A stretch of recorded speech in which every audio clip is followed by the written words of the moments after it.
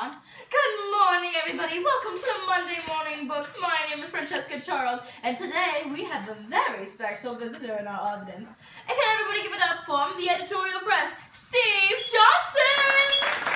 Hello, everybody. Steve, I have been hearing about this new and trending book called The City of Ember. Can you answer a few questions for those of us who are too lazy to read the book? Well, sure I can. What do you got to ask? First question, what are some of the main characters in the book?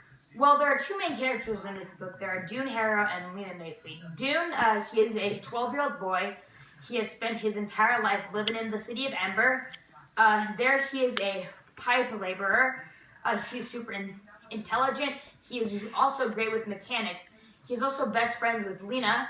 She also is 12. She's a 12-year-old girl who too lives in Ember, except she's a messenger in Ember.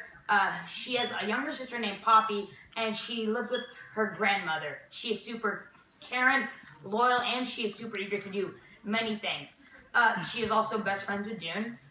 Both of these characters are round characters. This is because they're super developed characters, and throughout the book, they change because Dune and Lena have to learn to become more brave and more courageous throughout the many challenges they face in this book. Now for the main antagonist, Mayor Cole. Mayor Cole is a bad mayor for the City of Ember. He steals supplies from the cities, even though they're running low on rations. And also, he lies to all the people. He tells everything's going to be okay, but in reality, an impending disaster is coming soon. He is a flat character. This is because he stays the same evil throughout the entire book.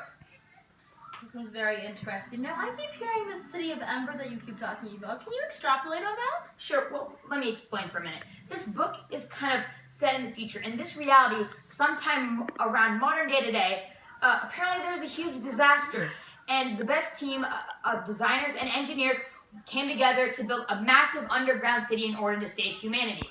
Now, the thing is, this city was built with a huge generator, which is the bloodline of the city. But the thing is, this generator was only built to last about 200 years, which leads us into the plot. When the city was built, about 200-ish years ago, it came with this locked box. Now, that locked box would open in approximately 200 years after the city's creation because by then the city would be shutting down, and it would give that mayor instructions on how to safely leave the city because the city would shut down.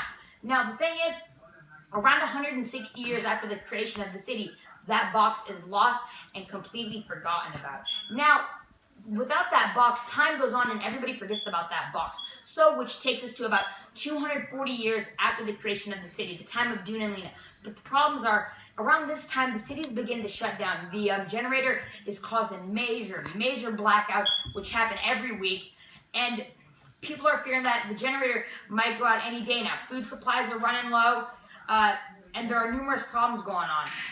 Also, Dune and Lena find out about these problems, so what they do is they decide to put it upon themselves and save the city before the generator runs out, because if that goes out, everybody's done for.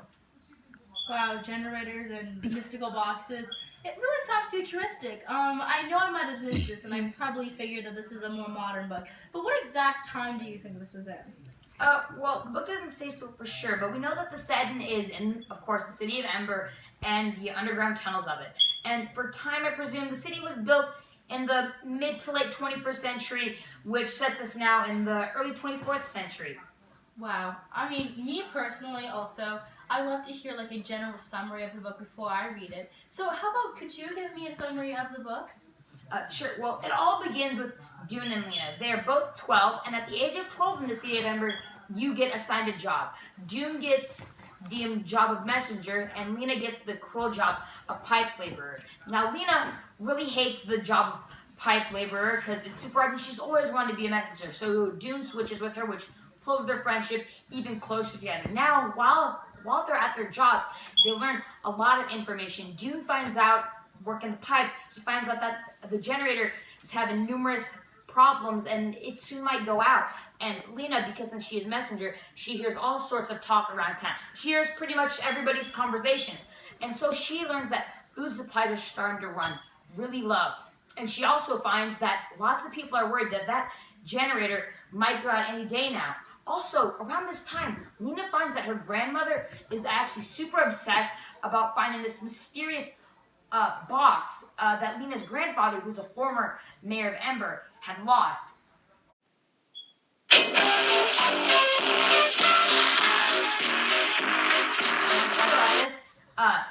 Just around this time, Lena actually does find this supposed locked box, but it is open. But most of the papers there had been destroyed by Lena's younger sister, Poppy. But sadly, around this time, Lena's grandmother dies. So Lena has to take her sister, and they now have to live with a close friend, Miss Murdo. Soon, throughout the book, June and Lena had, because since they're friends, they always meet up, but they've also been discussing the city's constant problems, and they've been comparing information on what they've been learning. Also, around this time, June and Lena find that the mayor is hoarding rations because he knows that generator will shut off soon, but he lies to everybody and tell them it's going to be okay. So June and Lena try to expose the mayor for this. This makes the mayor furious, and he sends guards out everywhere to capture June and Lena. Now, June and Lena, on one hand, are like, well, we don't want to be caught, but then also, they've gathered up enough information that they know if that generator goes out, everybody's done for, and they decide that they need to put it upon themselves to save humanity. This is an external conflict. This is because June and Lena have to face Mayor Cole, because he's trying to stop them from saving humanity and exposing him for his evil doing. So Mayor Cole has pretty much all the guards on the city on dispatch to find Lena and Dune. So Lena and Dune decide to, hey, let's just go for it. Let's go save humanity. So what they do is that they take the information that they have and they get in a boat, because the main way to leave the city is through the river that Ember has. So what happens is that they get in the boat and they use Ember's numerous waterways, because I presume that Ember is in an underground cave. And when they finally get out of the cave, they find that the earth isn't really that strange. Everything's fine there. There's trees, plants, animals, you even get to see the sunrise. But also up there, they find some papers that explain that Ember was humanity's last hope.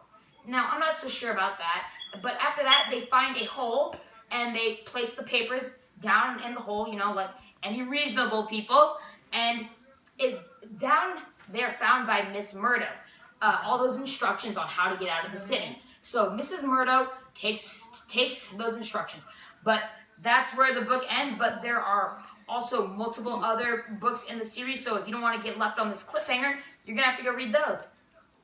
Okay. Oh yeah. Okay. But for our more analytical people in the audience, could you mind telling us the theme of the book? Well, I believe that the theme of this book is to stand up in times of trouble, even though no one else would. This is because in the book, nobody decides to deal with all of Ember's numerous problems and the generator dying out, food supplies running low. Not even the mayor. He decides to just care about himself. But Dune and Lena, being so young, they just decide to put it upon themselves and save humanity, even though no one else would.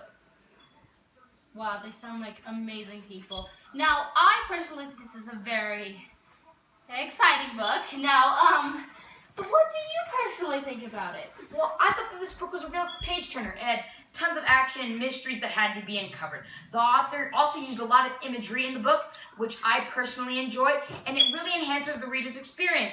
And I would definitely recommend this book to anybody who likes a good fantasy book with lots of mystery and action. Wow. Thank you so much for joining us here on Morning Books here.